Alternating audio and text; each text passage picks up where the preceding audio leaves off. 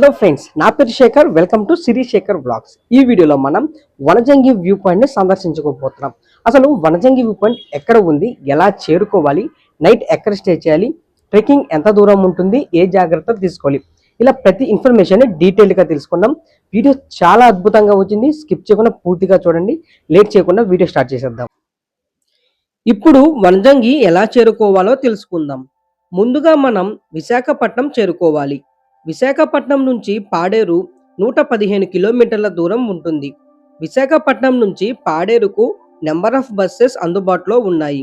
లేదా విశాఖపట్నంలో తెల్లవారుజామున 6 గంటలకు అరకుకు కిరండోల్ ఎక్స్ప్రెస్ ఉంటుంది. అరకు నుంచి పాడేరుకు 45 కిలోమీటర్ల దూరం ఉంటుంది. ఆటోలు, బస్సులు అందుబాటులో ఉంటాయి. ఇప్పుడు ఎక్కడ స్టే చేయాలో తెలుసుకుందాం.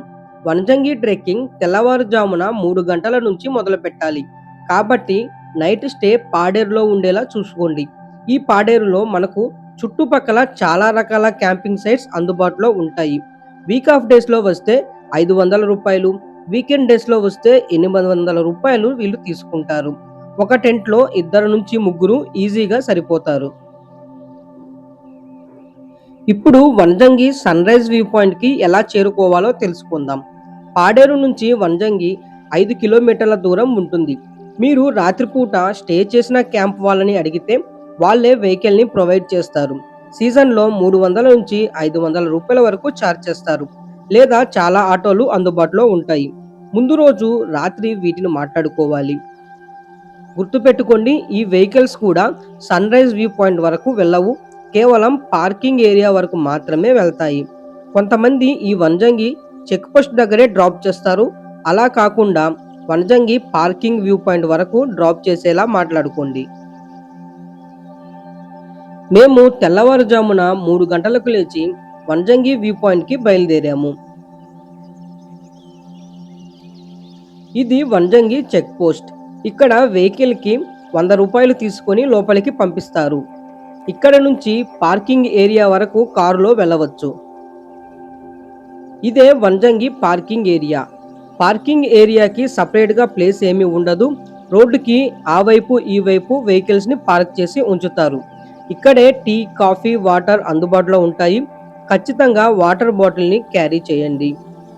అదేవిధంగా ఇక్కడ ట్రెక్కింగ్ చేయడానికి ఎటువంటి లైట్స్ ఉండవు. టార్చ్ లైట్ ద్వారా మాత్రమే మనం వెళ్ళాలి. ఎక్కువ దూరం ట్రెక్కింగ్ చేయలేని వాళ్లకు ఇంకొక ఆప్షన్ ఏమిటంటే, కేవలం పార్కింగ్ ఏరియా నుంచి 700 మీటర్ల దూరంలో ఒక పాయింట్ ఉంటుంది. ఇక్కడ మేఘాలు దట్టంగా కమ్ముకుంటాయి.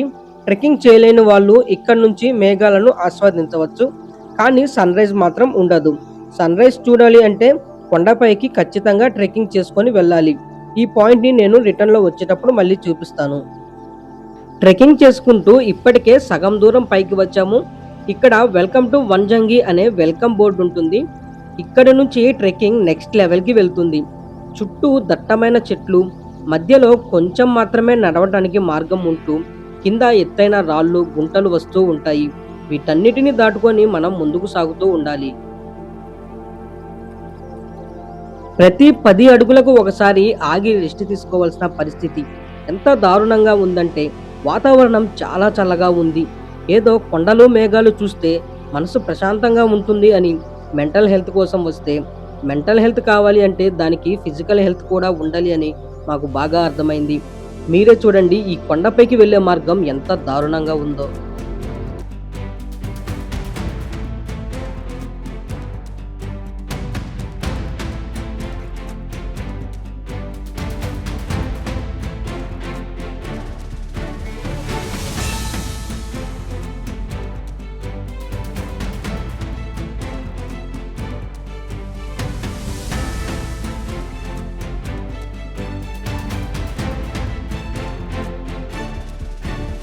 మొత్తానికి వ్యూ పాయింట్ అయితే చేరుకున్నాము. ఇక్కడ నుంచి కూడా వ్యూ చాలా బాగుంటుంది. సగం మంది ఇక్కడే ఆగిపోతారు. కానీ మా వాళ్ళు మాత్రం కొండ చివరి భాగానికి వెళ్ళి చూద్దాం, అక్కడ వ్యూస్ చాలా అద్భుతంగా ఉంటాయి అని తీసుకువెళ్తున్నారు. నాకేమో వల్ల కావట్లేదు. చలి విపరీతంగా వీస్తుంది. చేతులు మొద్దుబారిపోయాయి. నేను ఆగకపోతే గుండె ఆగిపోయేలా ఉంది. మధ్య మధ్యలో ఆగుతూ వాటర్ తీసుకుంటూ ముందుకు సాగిపోతున్నాము.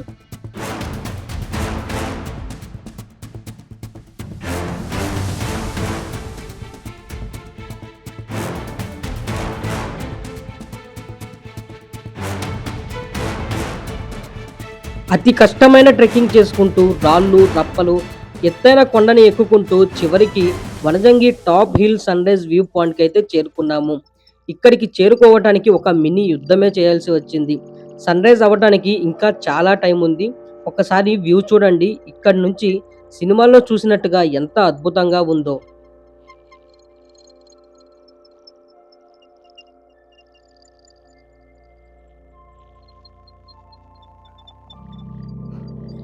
ఇప్పుడిప్పుడే కొంచెం వెలుతురు వస్తుంది.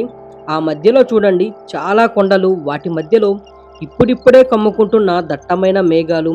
అసలు ఆకాశం చూడండి, బ్లూ ఆరెంజ్ కలర్ మిక్స్ అయ్యి ఒక రొమాంటిక్ కలర్లో ఎంత బాగుందో.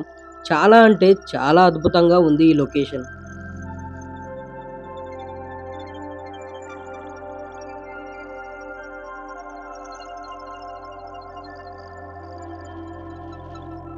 సన్ రైజ్ ఎప్పుడెప్పుడు అవుతుందా అని ఆ అందమైన దృశ్యాన్ని లైవ్లో వీక్షించడానికి 1000 కళ్ళతో ఎదురు చూస్తున్నాము.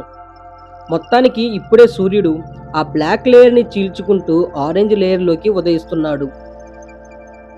ఈ టైంలో ఒక ప్రత్యేకమైన వెలుతురు వచ్చి ఆ లేలేత సూర్యకిరణాలు మన ఫేస్ మీద పడుతూ ఫొటోస్ అండ్ పిక్చర్స్ చాలా క్లియర్గా వస్తాయి. వీలైనన్ని ఎక్కువ ఫోటోలు తీసుకోండి.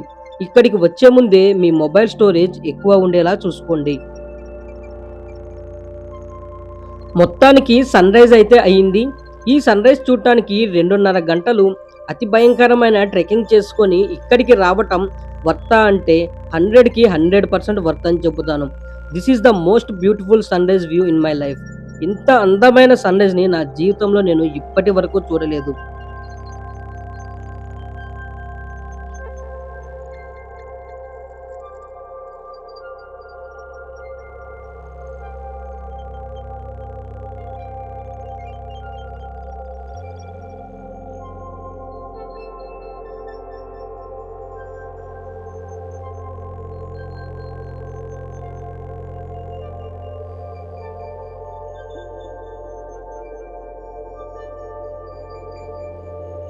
సన్ రైజ్ చూసిన తర్వాత ఒక్క 20 అడుగులు ముందుకు వెళ్తే దట్టమైన మేఘాలు ఏర్పడే ప్రదేశం ఉంటుంది. ఇప్పుడు అక్కడికే వెళ్తున్నాను. ఆ ప్రదేశం ఇంకా అద్భుతంగా ఉంటుంది. ఇలాంటి ఒక అద్భుతమైన దృశ్యాన్ని నా కళ్ళతో నేను చూస్తాను అని జీవితంలో ఎప్పుడూ అనుకోలేదు. ఈ దృశ్యం చూస్తే నిజంగా మనం భూలోకం నుంచి ఈ మేఘాలు చీల్చుకొని స్వర్గానికి వచ్చామా అనే అనుభూతి కలుగుతుంది. ఇక్కడ కొన్ని వందల ఫోటోలు వీడియోలు తీసుకొని చాలాసేపు ఇక్కడే మా సమయాన్ని గడిపాము.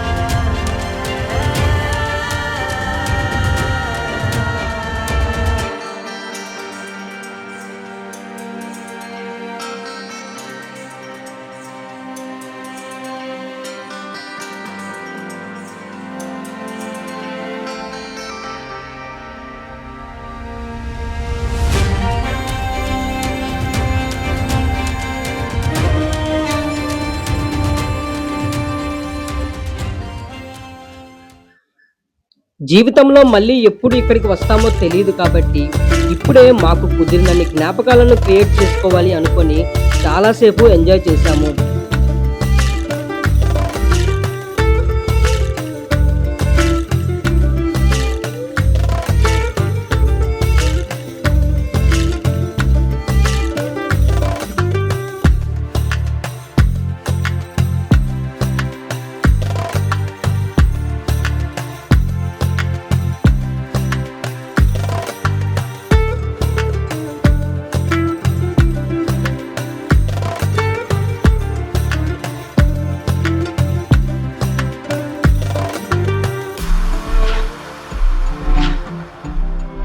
పొద్దున చీకట్లో ఏమీ కనిపించలేదు కదా.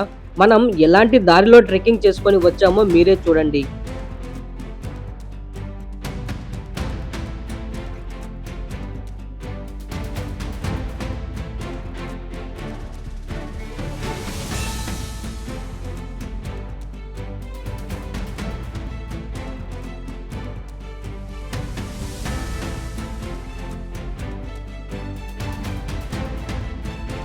రిటర్న్ వచ్చేటప్పుడు వెల్కమ్ టు వనజంగి అనే బోర్డు దగ్గర టిఫిన్, టీ, స్నాక్స్ అందుబాటులో ఉంటాయి.